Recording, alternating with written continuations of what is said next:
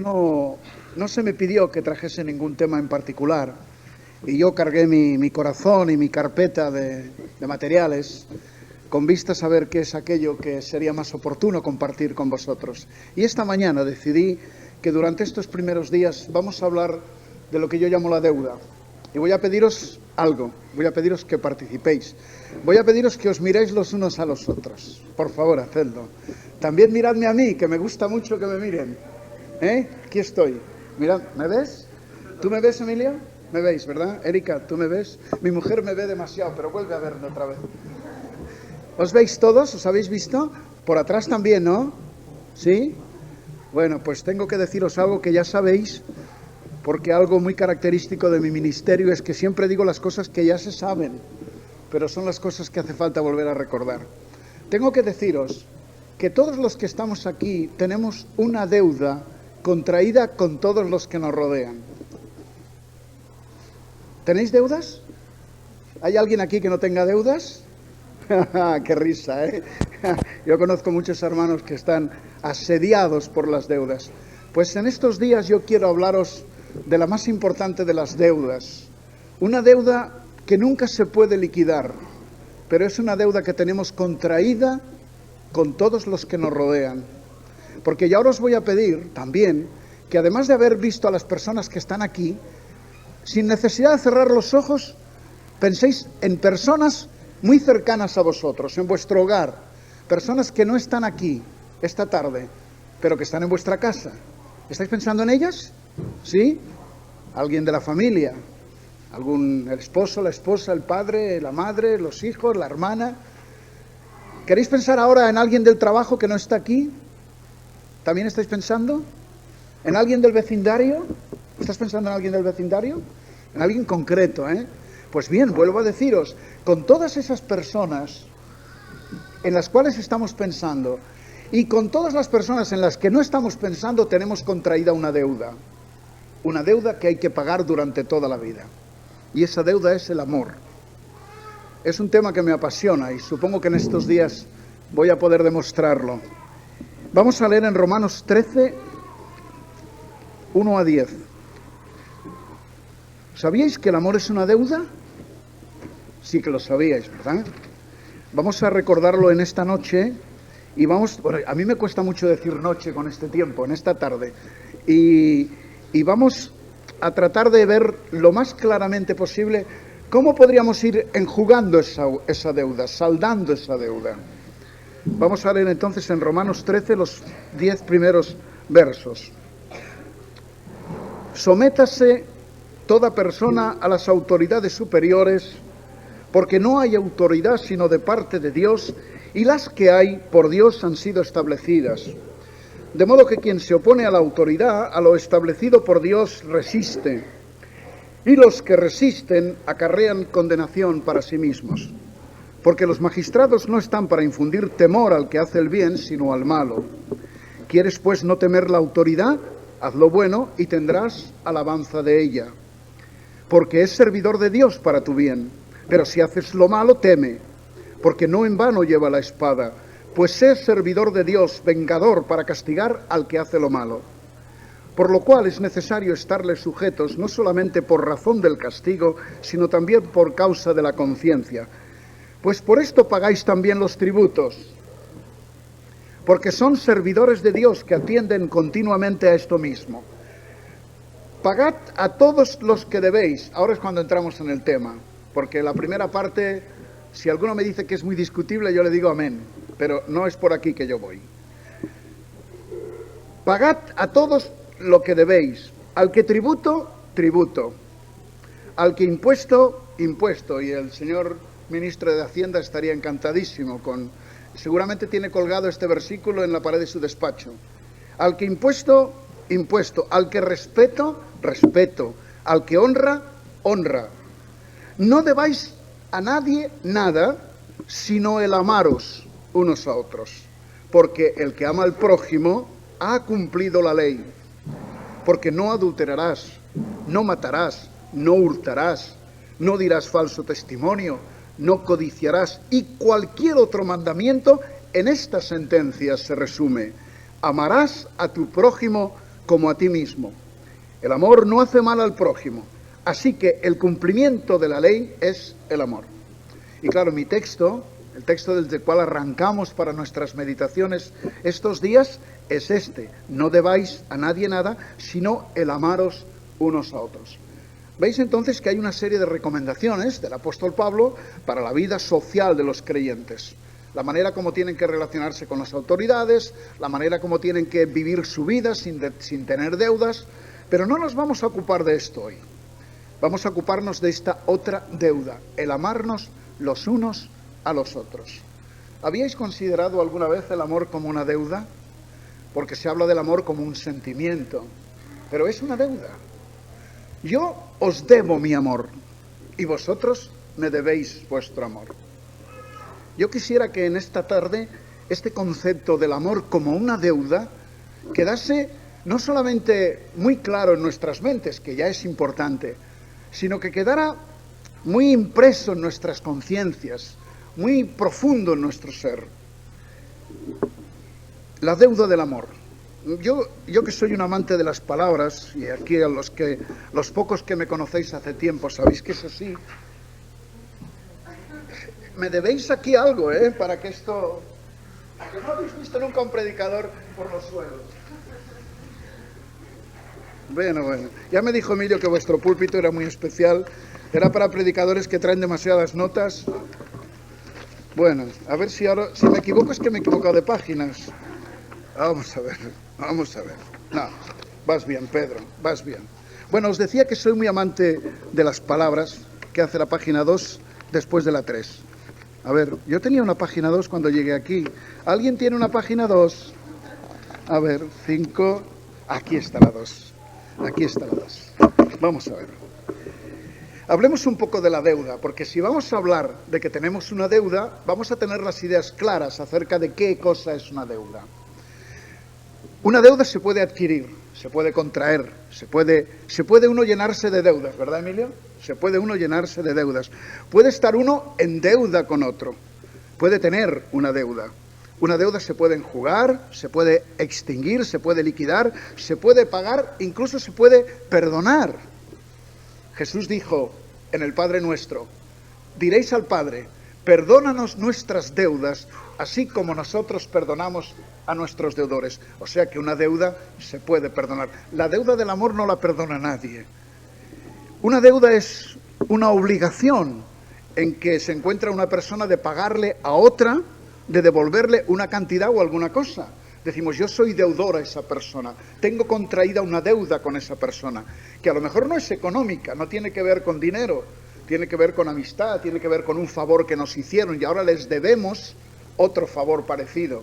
Este es el concepto de deuda, es una obligación.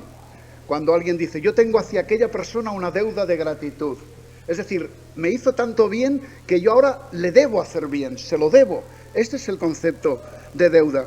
Un ejemplo bíblico, en la carta a Filemón, vosotros sabéis que la carta a Filemón es una carta cortísima pero preciosa, en la que el apóstol Pablo está recomendando a su hermano Filemón la manera como tiene que recibir a Onésimo, aquel esclavo que había tenido él y que resulta que se había convertido al Señor por medio del apóstol Pablo y ahora volvía a su amo. Y dice en los versículos 17 a 20, y lo cito solo como ilustración, no vamos a estudiar este texto, solo como ilustración de lo que significa una deuda. Dice en el verso 17, así que si me tienes por compañero, querido Onésimo, dice Pablo, recíbele a este hermano, querido Filemón quiero decir, a este hermano Onésimo, como a mí mismo, y si en algo te dañó o te debe, ponlo a mi cuenta. Yo, Pablo, lo escribo de mi mano, yo lo pagaré, por no decirte que aún tú mismo te me debes también. Yo estoy dispuesto, querido Filemón, Onésimo se portó muy mal contigo, se marchó tu esclavo, ahora ha conocido al Señor y ahora vuelve a ti, y ahora quiero que lo recibas, y aquello en lo que te defraudó, yo lo pago. Pero te recuerdo una cosa, que tú te debes a mí mismo, tú tienes una deuda conmigo mucho mayor que la que puede tener Onésimo contigo. Tú te debes a mí mismo. Este es el concepto de deuda de lo que yo estoy hablando. Una persona que se adeuda mucho es una persona que está, como se dice, entrampada, ¿verdad? Entrampada, llena de trampas. Una persona que no puede pagar sus deudas se dice que está al descubierto. Y a mí me contaban, con todos los respetos del mundo, de un militar que iba por todos los hoteles y se marchaba sin pagar y decía siempre, es que el deber es el deber. Y se iba de todas partes sin pagar. Sí me lo contaron una vez. Y hay quien paga tarde, mal y nunca. Ahora, el amor del que vamos a hablar estos días, es una deuda que no se puede saldar jamás. No podemos amar tanto que hayamos ya saldado nuestra deuda del amor. ¿Por qué? ¿Por qué eso es así? Porque el amor es infinito, porque el amor es eterno, porque Dios mismo es amor. Así que si amamos con el amor de Dios, ese amor no tiene fin. Si hemos de amar como Dios ama, nunca podemos decir, ya he amado lo suficiente, ya he saldado mi deuda. La Biblia me dice que tengo que amar a mi prójimo como a mí mismo. La Biblia me dice que tengo una deuda de amor con todos los hombres. Ya he satisfecho esa deuda, ya he pagado todas las letras. Imposible, imposible. Nunca amaremos lo suficiente. Somos deudores los unos a los otros y al prójimo. Lo hemos leído aquí, ¿verdad? Qué lógica la del apóstol Pablo. Qué claro habla. Dice, mirad, amaros los unos a los otros por esta razón.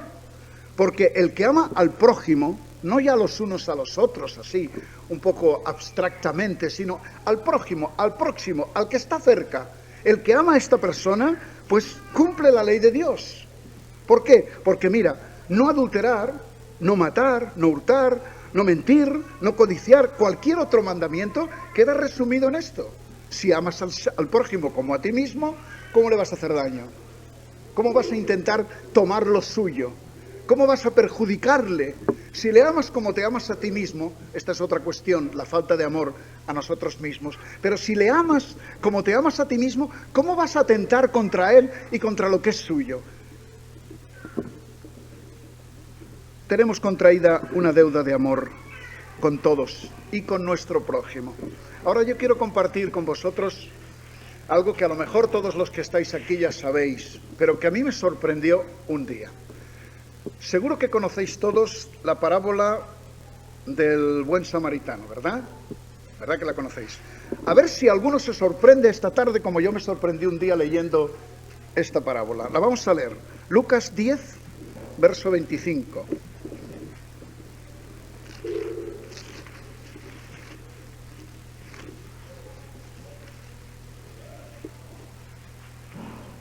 Verso 25.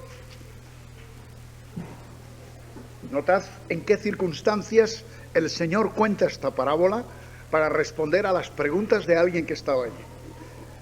Y he aquí, un intérprete de la ley se levantó y dijo para probarle, Maestro, ¿haciendo qué cosa heredaré la vida eterna? ¿Qué tengo que hacer para tener la vida eterna? Esta es una pregunta que mucha gente todavía se formula. Él le dijo que está escrito en la ley, que escribió Moisés. ¿Cómo lees? ¿Cómo me haces una pregunta como esa? ¿Es que no lo sabes? Aquel respondiendo dijo, amarás al Señor tu Dios con todo tu corazón, y con toda tu alma, y con todas tus fuerzas, y con toda tu mente, y a tu prójimo como a ti mismo. Y yo supongo que cuando acabó de decir esto dijo, qué bien lo he dicho, qué bien lo he dicho. Y lo había dicho muy bien, un 10. Lo había dicho muy bien. Y entonces el Señor, con aquella lógica aplastante con que él hablaba, dice, y le dijo, bien has respondido, haz esto y vivirás. ¿Tú quieres tener la vida eterna? Pues bien, la vida eterna tiene que ver con el amor. Si tú amas, vives. Si no amas, estás muerto. Eso es lo que está diciendo el Señor. Así que si quieres saber lo que es la vida eterna es esto que dice la ley. Amar. Pero él, queriendo justificarse a sí mismo, qué ser humano, ¿eh? Qué ser humano. Queriendo justificarse a sí mismo, dijo a Jesús, ¿y quién es mi prójimo? Ahí hay un problema teológico de altos vuelos. Acabamos de decir que hay que amar al prójimo como a mí mismo, pero el problema que tengo yo, dice, es que ¿quién es mi prójimo? ¿A quién tengo yo que amar? Vaya salida por la tangente, ¿verdad? Respondiendo Jesús dijo, y ahora cuenta la parábola, un hombre descendía de Jerusalén a Jericó y cayó en manos de ladrones, los cuales le despojaron e hiriéndole se fueron dejándole medio muerto. Aconteció que descendió un sacerdote por aquel camino y viéndole pasó de largo.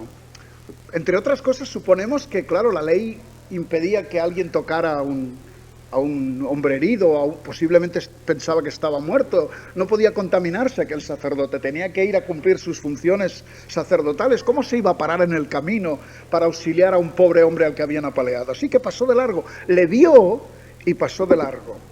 Asimismo un levita, llegando cerca de aquel lugar y viéndole, notad que el énfasis del Señor en la parábola es que le vieron, no es que no vieron a aquel hombre en el suelo tendido, le vieron, y viéndole pasó de largo. Y entonces el Señor dijo algo que seguro que les produjo a aquellos hombres que le escuchaban una desazón tremenda, porque habló de un samaritano, y los samaritanos para los judíos eran gente mal vista.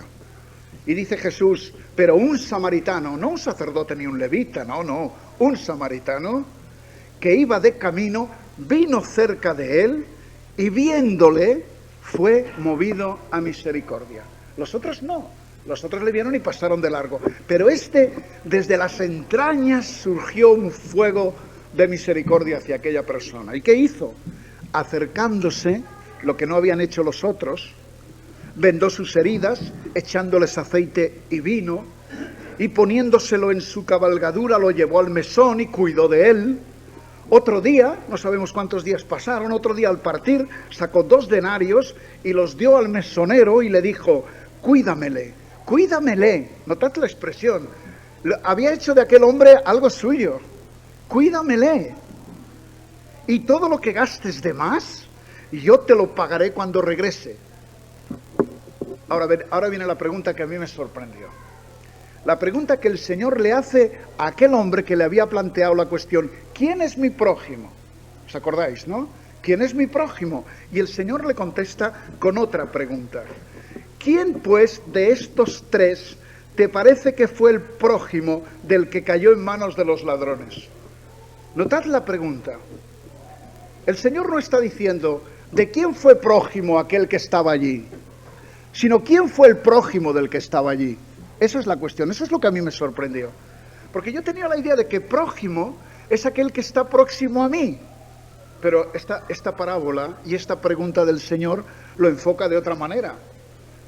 El buen samaritano fue el prójimo de aquel hombre, el que se hizo próximo, el que se acercó, el que viendo y pasando de cerca, al ver al hombre herido, se acercó, se aproximó, lo hizo suyo, asumió su problema, le cuidó, pagó su deuda. Él fue el prójimo. Así que, queridos hermanos, cuando la palabra nos dice que nosotros tenemos que amar, que tenemos una deuda contraída de amor con nuestro prójimo, no nos preguntemos quién es nuestro prójimo, porque la respuesta del Señor es que nosotros somos el prójimo de todos los que nos necesitan. Que yo creo que esto es mucho más profundo. No se trata de andar por la vida buscando a ver quién es mi prójimo para poder hacerle el bien, para amarle. Se trata de descubrir que yo tengo que estar cerca de la gente que me necesita. Tengo que ser yo el que me aproximo. Mi prójimo es aquel que tiene una necesidad. Y yo en el nombre de Dios voy a atender esa necesidad. Yo soy el que me aproximo. Yo soy el que me convierto en el prójimo de los demás. Así que amar al prójimo no significa solo amar al que está cerca, próximo, sino hacerse cercano a todos los que tenemos que amar. Y no pasar de largo por las necesidades de los hombres. No decir, aquel tiene un problema, ve a saber por qué tendrá ese problema. Yo creo que esta ilustración esta pregunta del Señor es, bueno, este hombre supongo que giró vuelta y se marchó, porque ¿qué iba a decir ante un argumento como este? Después de haber dicho, pues la ley dice que amarás al prójimo como a ti mismo, y haberle dicho al Señor, haz esto y vivirás, tú quieres tener vida eterna, la vida de Dios. Pues la vida de Dios, como Dios es amor, tiene que ver con una vida amorosa. Ama y vivirás. Y la salida, para justificarse a sí mismo delante del auditorio, para demostrar que él después de todo era un intérprete, era un teólogo, pues es, bueno, pero ¿quién es mi prójimo, Señor? No te preguntes quién es tu prójimo. ¿Quién fue el prójimo de aquel hombre caído?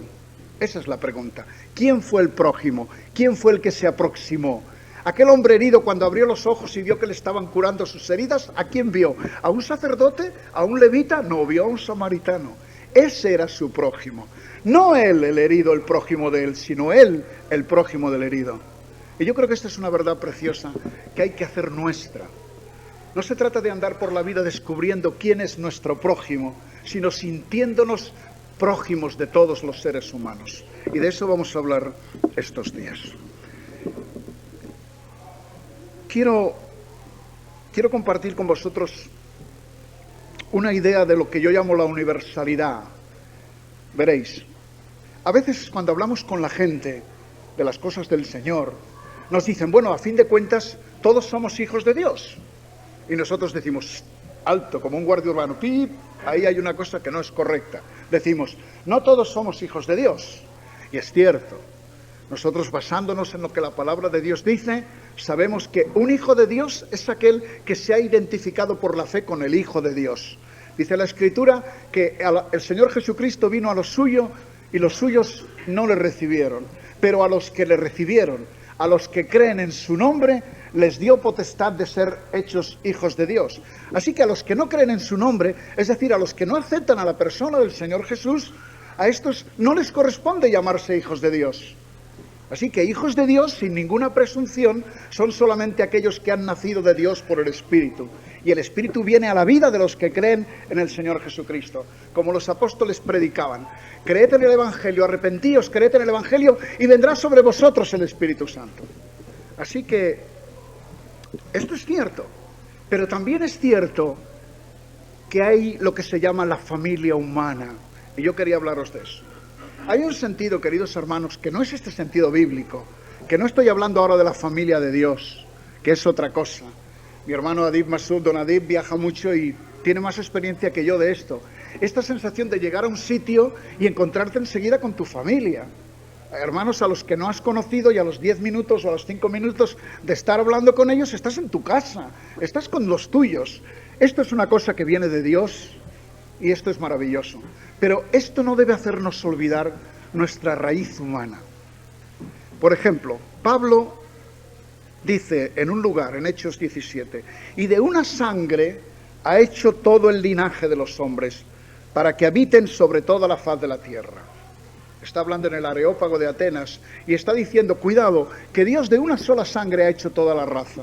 Así que hay un sentido, queridos hermanos, cuando hablamos de nuestros primeros padres, Adán y Eva, estamos diciendo una gran verdad. Todos los seres que poblamos la tierra hoy somos y venimos de una pareja original y tenemos la misma sangre, aunque con diferentes nombres y numeritos y todo eso.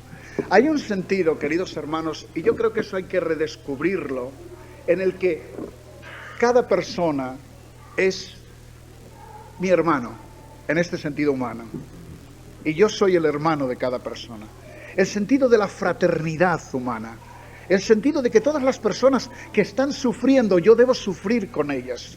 Sus sufrimientos han de ser mis sufrimientos, porque en este sentido de creación son hijos de Dios, en este sentido, no en el sentido bíblico y espiritual de haber nacido de nuevo por el Espíritu. Y además, si queremos que nazcan de nuevo para ser hijos de Dios auténticamente en Cristo, primero hemos de acercarnos a ellos desde esta perspectiva de no rechazarles, sino de aceptarles como parte de la familia humana. Con esta familia humana, queridos hermanos, con esta gran familia, con esta fraternidad de hombres y mujeres que nos rodean, tenemos una deuda, y esta deuda es el amor. Y el que ama, cumple la ley.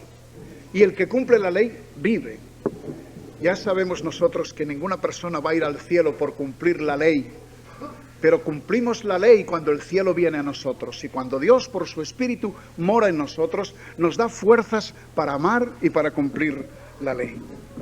Porque esta es la gran noticia que yo tengo para vosotros en esta tarde, que somos solventes. Cuando a una persona le dicen, usted tiene una deuda, y esa persona dice, no tengo con qué pagarla. Usted es un insolvente, le dice, ¿no es así? Un insolvente, además a veces un insolente, por decirlo. Usted es un insolvente, usted no tiene solvencia económica. Y algunas personas que se encuentran con una deuda, pues tienen que coger sus posesiones y para que el juzgado no las coja y las venda por 4 en una subasta por 4 chavos, las tienen que cambiar de nombres y tienen que hacer 1000 perrerías para evitar quedarse sin nada. Tienen que demostrar si es una empresa, tiene que hacer suspensión de pagos y no sé cuántas cosas más. Yo tengo la suerte de ocuparme solo en los negocios de mi padre y tengo un gran sentimiento de compasión por mis hermanos que llevan negocios adelante. Pero ocurre eso, que mucha gente tiene que declararse insolvente. En su cuenta bancaria están en números rojos y llega una notita del banco. Oiga, un saldo deudor a nuestro favor. Acuérdese. Es posible que en el pueblo de Dios algunos haya que reclamarnos la deuda del amor por vía de apremio. Es posible. Es posible que no nos hayamos dado cuenta, queridos hermanos, de que el Señor nos ha dado el privilegio de amar y que cuando no estamos amando, no estamos usando lo que Dios nos ha dado. Desde luego no es lo mismo que a uno le embarguen el amor que tenga a que uno le embarguen porque no tenga amor, ¿verdad? No es lo mismo. Estamos, algunos de nosotros, al descubierto. Estamos al descubierto en este asunto del amor y a lo mejor habrá que pagar los atrasos. A lo mejor algunos de nosotros tenemos que pagar el amor con recargo, porque hay gente próxima a nosotros que todavía no sabe que les amamos. Y yo estaba diciéndoos algo de esto el domingo por la mañana. Es posible que haya cristianos que estén en suspensión de pagos incluso. Los egoístas de cualquier signo viven en la bancarrota. Pero queridos hermanos, somos solventes. La Biblia no solo nos dice que tenemos una deuda de amor contraída con nuestro prójimo y que tenemos que amarnos los unos a los otros. La Biblia no anda por ahí. La Biblia no viene a poner cargas pesadas sobre hombros débiles. ¿Por qué podemos pagar la deuda del amor? Porque somos solventes. Porque tenemos atesorado amor. Porque Dios ha derramado su amor en nuestros corazones por el Espíritu que nos ha dado. Es decir, que Dios nos está pidiendo lo que nos ha dado. Si somos hijos de Dios, hemos recibido su naturaleza, el Espíritu de Dios, el Santo Espíritu ha venido a nuestra vida por la fe en el Señor Jesucristo. Entonces eso significa que podemos amar en el amor de Dios. Tenemos una cuenta enorme en el banco de Dios para poder pagar. No somos insolventes. No podemos decirle al Señor, Señor, tú me dices que tengo contraída una deuda de amor con mi prójimo, pero yo no tengo con qué pagarla. No le podemos decir eso al Señor, porque el Señor derrama su amor enteramente sobre nosotros. Él, que es amor, se ha derramado y se derrama continuamente en nuestras vidas. Por lo tanto, ningún cristiano se puede declarar insolvente a la hora de pagar la deuda de amor. Si no la pagamos, puede ser incluso porque no sepamos cómo hacerlo. Y esa es la cuestión que yo quiero tratar estos días con vosotros. Cómo ir pagando, no saldando, porque no se puede saldar, cómo ir pagando moneda a moneda nuestra deuda de amor con nuestro prójimo. Porque ahí está la cuestión. Sí, Señor, tú nos dices que tenemos que amar. Y ahora podríamos plantear la pregunta en los siguientes términos. Pero ¿cómo se ama? Todos los que estáis aquí, ¿sabéis cómo se ama? Un pensador muy conflictivo llamado Erich Fromm, que algunos aquí conoceréis, escribió un libro llamado El arte de amar. Y decía que en esto del amor parece que los seres humanos lo sabemos todo, pero que es un arte que hay que aprender. Y que los seres humanos somos egoístas por naturaleza y que la tendencia no es amar a los demás. Y que por lo tanto hay un arte de amar, hay que aprender a amar. Bueno, sin estar totalmente de acuerdo con Erich Fromm, en primer lugar porque me falta capacidad para ello, sí reconozco que necesitamos aprender a amar, pero no nos tienen que enseñar en ninguna universidad de la tierra. El que nos enseña a amar es el Dios que es amor, por el Espíritu amoroso que mora en nosotros. Así que qué bien que somos solventes. Os adelanto algunas ideas acerca del amor.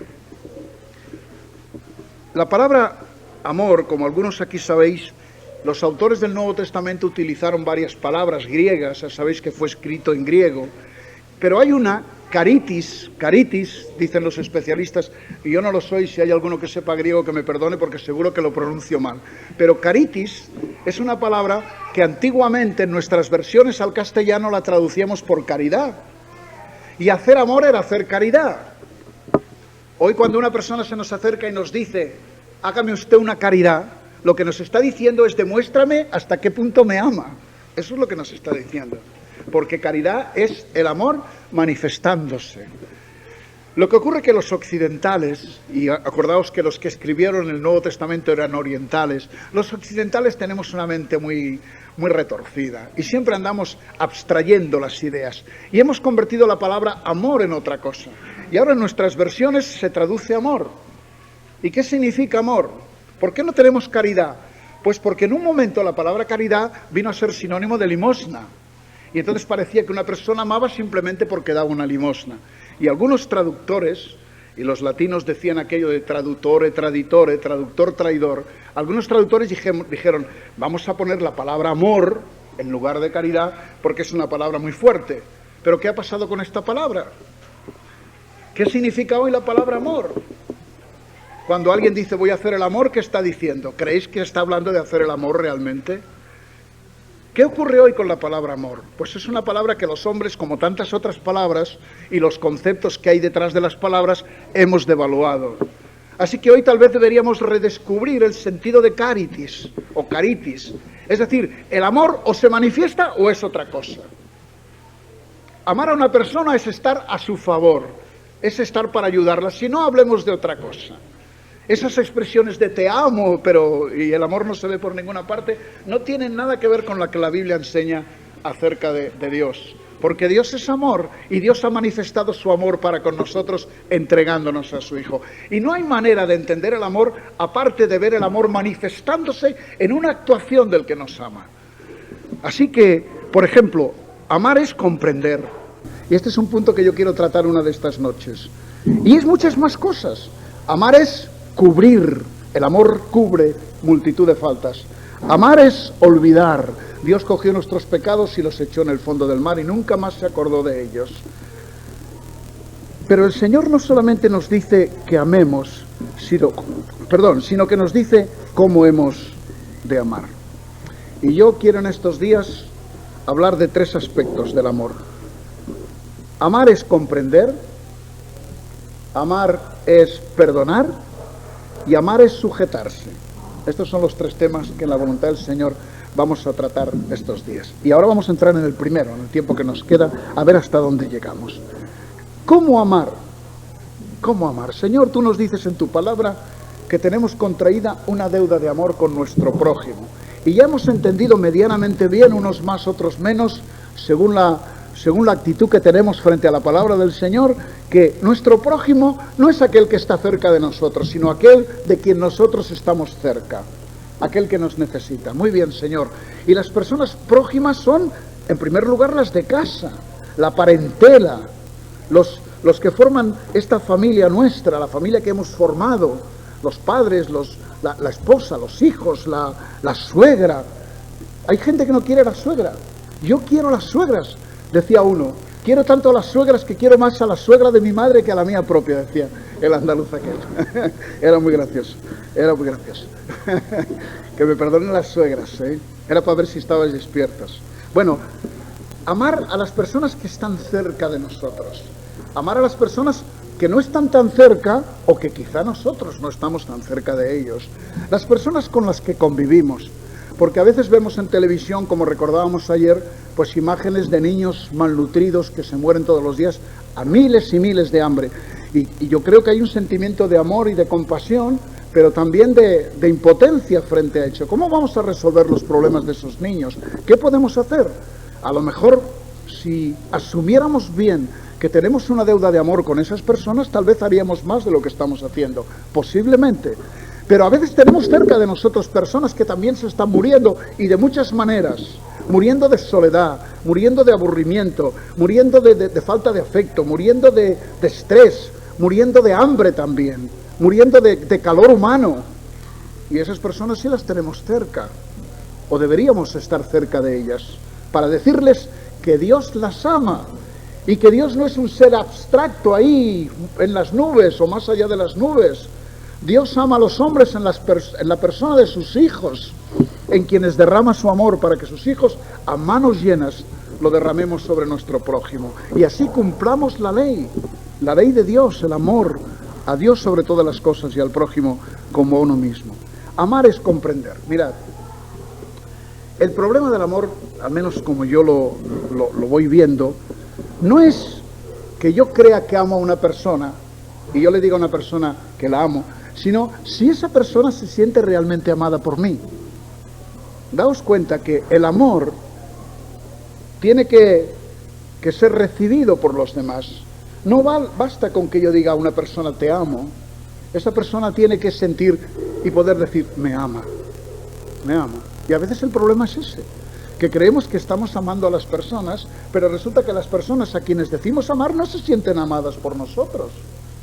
Porque a lo mejor no nos hemos preocupado de averiguar qué entienden esas personas por amor y qué es lo que esas personas esperan de nosotros como manifestación del amor que les tenemos.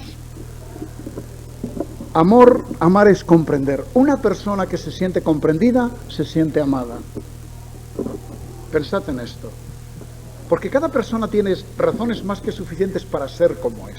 Cada persona tiene su propia historia. Ninguno de nosotros es como es, para bien y para mal, por cualquier cosa. Es como es, dicen los especialistas, incluso por los genes heredados de nuestros padres. Somos como somos por la educación que hemos recibido o por la que no hemos recibido, por las reacciones personales nuestras frente a la vida y frente a las personas que nos han envuelto hasta hoy. Y somos lo que somos. Y tenemos el derecho a que se nos quiera comprender como somos, a que no se nos juzgue, a que se tenga compasión de nuestra realidad. Y yo un día, porque eso es amor, y yo un día descubrí este texto, Salmo 103, versículos 13 y 14. Yo no sé si uno descubre los textos bíblicos o los textos bíblicos le descubren a uno. Yo he dicho que este texto lo descubrí, pero debo confesar que este texto me descubrió a mí.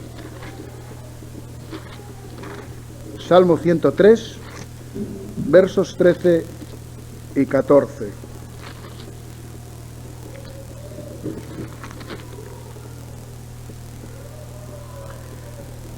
Como el padre se compadece de los hijos, está hablando del padre que se compadece de los hijos, Como el padre se compadece de los hijos, se compadece Jehová de los que le temen, porque Él conoce nuestra condición. Se acuerda de que somos polvo. Ahora este texto es...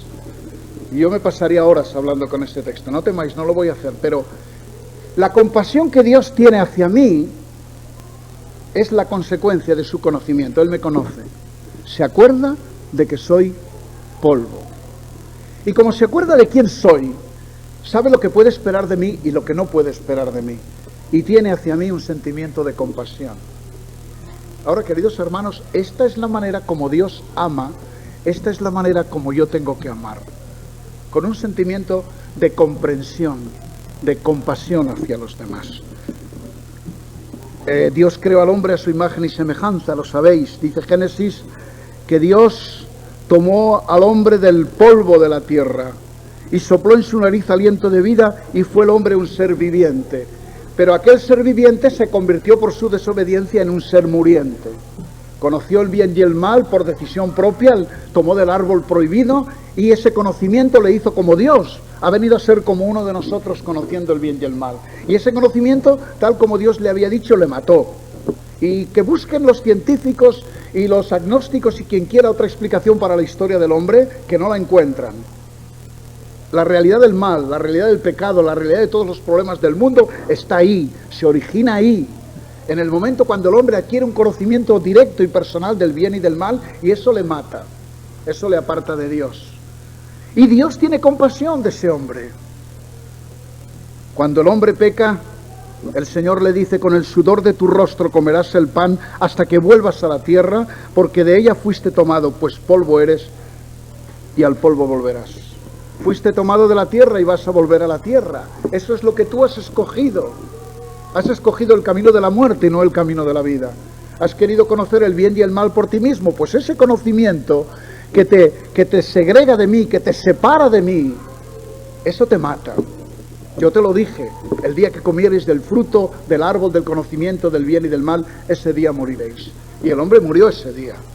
Y esa muerte espiritual, esa separación de Dios, tiene su manifestación en la muerte de nuestras células, de nuestro ser, en el hecho de volver al polvo del que fuimos tomados. Pero Dios se acuerda de que somos polvo. ¿No os parece un texto precioso? El día que yo descubrí esto, queridos hermanos, se abrió un horizonte delante de mi vida precioso. Es decir, que papá tenga compasión de mí porque se acuerda de que soy polvo, me parece sublime. ¿No os parece sublime? ¿Por qué tengo que esperar yo de mí mismo más de lo que Dios espera? ¿Por qué no tengo que tener yo un poco de compasión de mí mismo y acordarme de que yo soy polvo, que formo parte de una raza caída, que todavía tengo en mí la naturaleza adánica, que soy capaz de lo mejor, pero puedo ser capaz de lo peor, que quiero hacer el bien muchas veces y no lo hago, que quiero evitar el mal y no puedo, que cuando me doy cuenta de que no debía haber dicho una cosa es cuando ya la he dicho, y que tantas veces desobedezco la palabra del Señor, yo y el otro y el otro y el otro, y que formo parte de una comunidad de gente pecadora salvada por el Señor Jesucristo, en quien Dios ha iniciado un proceso que nos llevará a la consumación de ser como su Hijo, pero que estamos en el camino y que muchas veces en el camino caemos. Y qué bueno es que haya una persona que te comprenda y te diga, bueno, tú has caído, pero yo tengo una compasión tremenda por ti porque me acuerdo de que eres polvo.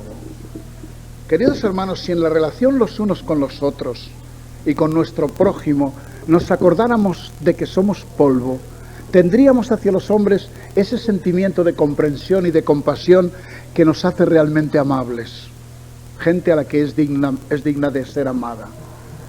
Y seguro que conocéis muchísimas personas que se están muriendo no de amor, sino de falta de amor. ¿Cómo vamos a demostrarles a esas personas que les amamos? Diciéndoles lo malos que son y que Dios no les va a amar porque son malos, o diciéndoles que Dios no ama su maldad pero les ama a ellos, o diciéndoles que Dios les ama tanto que quiere librarles de su maldad, que Dios no solamente murió en la cruz el Señor Jesucristo para perdonar sus pecados, sino para ofrecerle una vida de victoria sobre el pecado, no una vida sujeta al pecado, sino de victoria sobre el pecado. Tenemos que amar como el Señor ama. Y podemos amar como el Señor ama. Somos solventes, podemos ir enjugando nuestra deuda.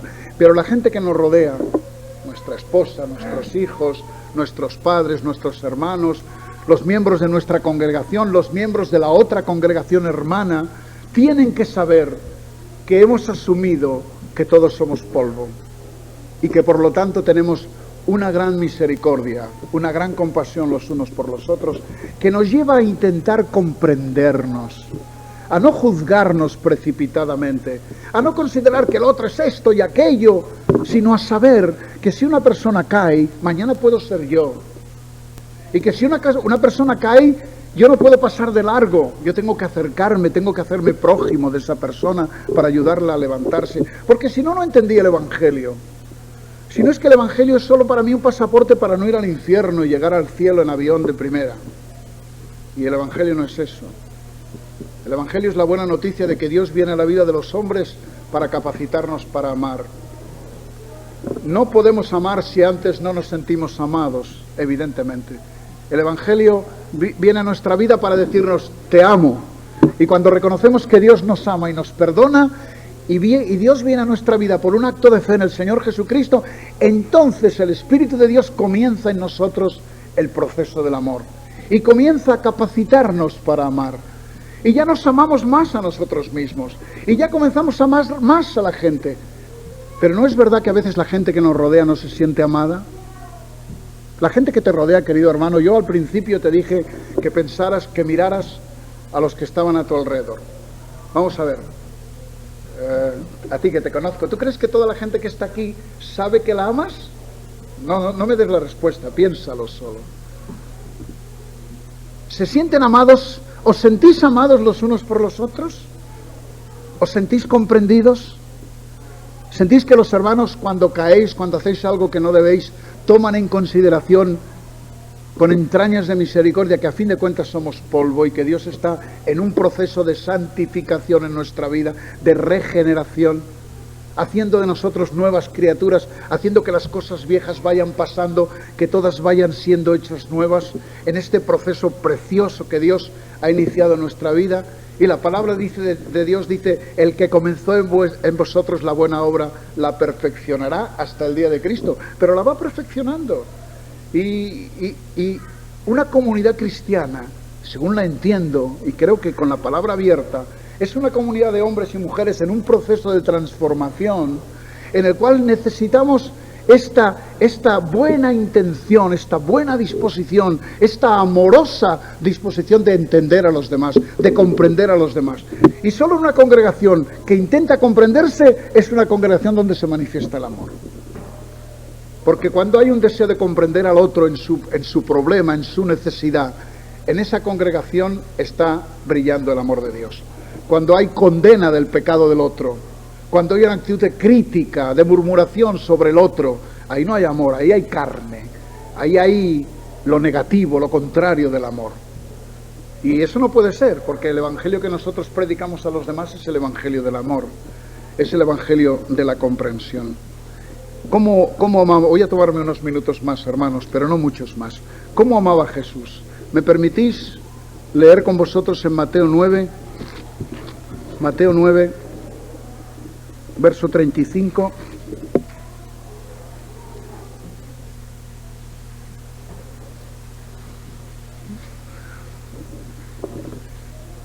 Mateo 9, 35. Recorría Jesús todas las ciudades y aldeas, enseñando en las sinagogas de ellos y predicando el evangelio del reino y sanando toda enfermedad y toda dolencia en el pueblo. Y al ver las multitudes, tuvo compasión de ellas, porque estaban desamparadas y dispersas como ovejas que no tienen pastor. Entonces dijo a sus discípulos: a la verdad la mies es mucha, mas los obreros pocos. Rogad pues al Señor de la mies que envíe obreros a su mies. Queridos hermanos, la compasión del Señor por aquellas multitudes surgió del hecho de que Él conocía cuál era realmente su situación. Tuvo compasión de ellos porque eran como un rebaño sin pastor, como ovejas que están a merced de los ladrones o de los lobos, como ovejas que se van a morir de hambre porque no tienen un pastor que les lleve a donde hay agua y donde hay alimento. Así los vio el Señor a los hombres. Y ese sentimiento de verles como realmente son, produjo en Él un sentimiento de compasión y por lo tanto un ruego, rogad vosotros al Señor de la mies que envíe obreros a su mies, que atiendan a las ovejas.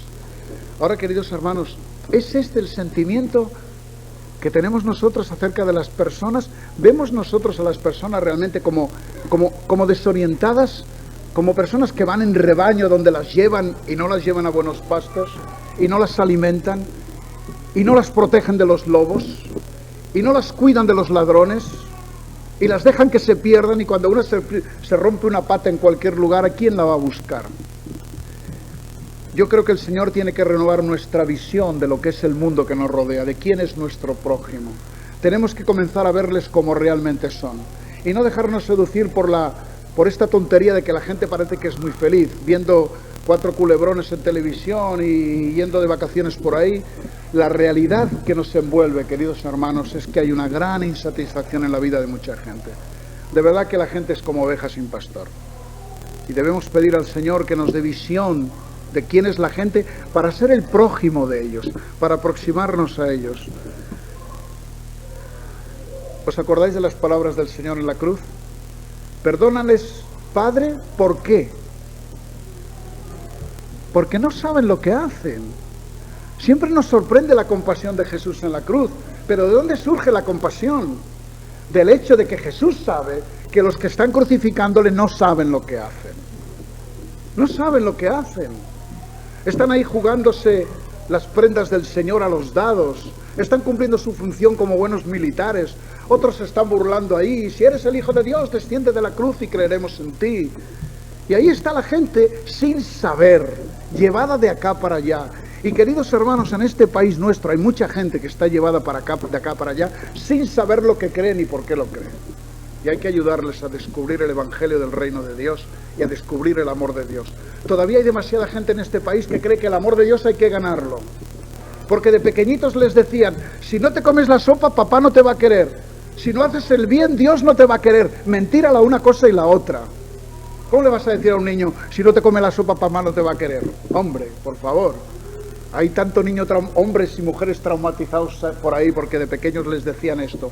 Y tantos cristianos, con todas las comillas que queráis, traumatizados porque todavía creen que tienen que ganar el amor de Dios. Y no saben que Dios les ama y quiere perdonarles y quiere salvarles y quiere hacer de ellos sus hijos por la fe en el Señor Jesucristo. Y todavía hay gente aquí que trata de hacer el bien y cumplir la ley para ver si Dios se compadece de ellos. Eso no es el Evangelio de Dios. El amor es de Dios, y Dios ama a todos los hombres y no quiere que ninguno se pierda, sino que todos procedan al arrepentimiento y crean en el Señor Jesucristo. La gente que nos rodea, queridos hermanos, con todos los respetos por cada persona, tiene acerca de Dios una gran ignorancia. Y hemos de ayudarles a entender quién es Dios y manifestarles quién es Dios, no solamente con la predicación del Evangelio, no solamente con predicar, sino también dando trigo, manifestándoles el amor de Dios en obras, en actitudes. Cuando el apóstol Pedro predicó el Evangelio, aquel día después de sanar al hombre que estaba sentado a la puerta de la Hermosa, aquel hombre cojo, y se dirigió a la multitud y les acusó de haber crucificado al Señor Jesucristo, dijo, mas ahora, hermanos, sé que por ignorancia lo habéis hecho, como también vuestros gobernantes. Dios usó vuestra ignorancia para llevar a cabo sus propósitos, porque el Cristo tenía que morir, había que pagar por los pecados de los hombres y Él lo hizo, pero usó vuestra ignorancia. Vosotros erais ignorantes, no sabíais lo que estabais haciendo.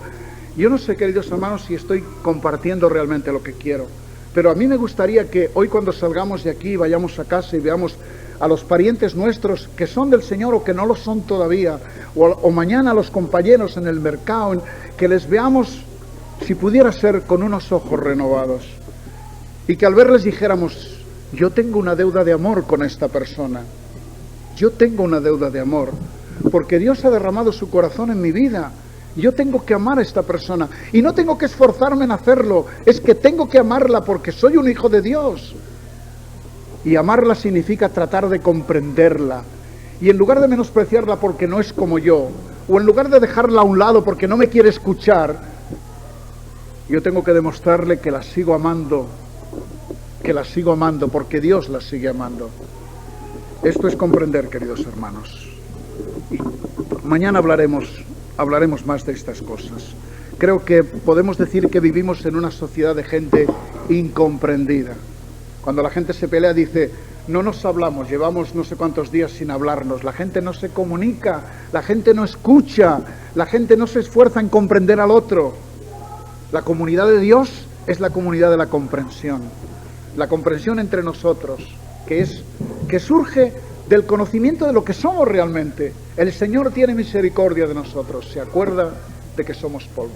Y yo os exhorto, hermanos, a que tengáis misericordia de mí y os acordéis de que soy polvo, que Dios ha comenzado en mí una buena obra, pero que está en proceso, y que no os dejéis sorprender por las cosas negativas en mi vida. Bueno, vosotros vais a ver pocas, porque yo vengo aquí y me porto bien, ¿verdad? Pero la vida cotidiana nos demuestra que muchas veces somos inconsecuentes. No es que necesariamente tenemos que serlo, porque podemos resistir al diablo y huirá de nosotros, pero a veces sucumbimos. Como dijo el Señor a los discípulos, el espíritu está presto, pero la carne es flaca, y la realidad de la carne está ahí. Y queridos hermanos, yo me encuentro muy a gusto en la pequeña comunidad donde estoy, porque los hermanos me conocen y saben de lo que soy capaz, me comprenden, me siento amado. Y yo creo que la bendición mayor de un hijo de Dios es sentirse en medio de una congregación en la que se siente amado. Lo cual no quiere decir que améis todo lo que yo hago, es que me amáis a mí y es que no podéis hacer otra cosa. Si alguien puede hacer otra cosa, es que no ha nacido de Dios todavía. Porque el que nace de Dios, el que dice que conoce a Dios, ama a su hermano. El que no ama a su hermano no conoce a Dios y el tal es mentiroso, dice el apóstol Juan. Bueno, es verdad que yo suelo pasarme de la hora y luego Emilio me va a tirar de las orejas, igual me las deja como las suyas. ¿Ves cómo yo le comprendo y reconozco sus errores y sus defectos genéticos? El problema que él tiene aquí, yo lo tengo aquí. Bueno, que Dios os ayude a entender estas cosas y a mí, y a ver si mañana, y si queréis me lo decís, a ver si mañana o esta noche cuando veáis a una persona decís, ¿y yo tengo una deuda con este? Pues sí, tienes una deuda con este, con esta y con la otra y con el otro. Y esta deuda hay que pagarla todos los días. Y somos solventes, porque Dios derrama continuamente su amor en nuestros corazones. Amén.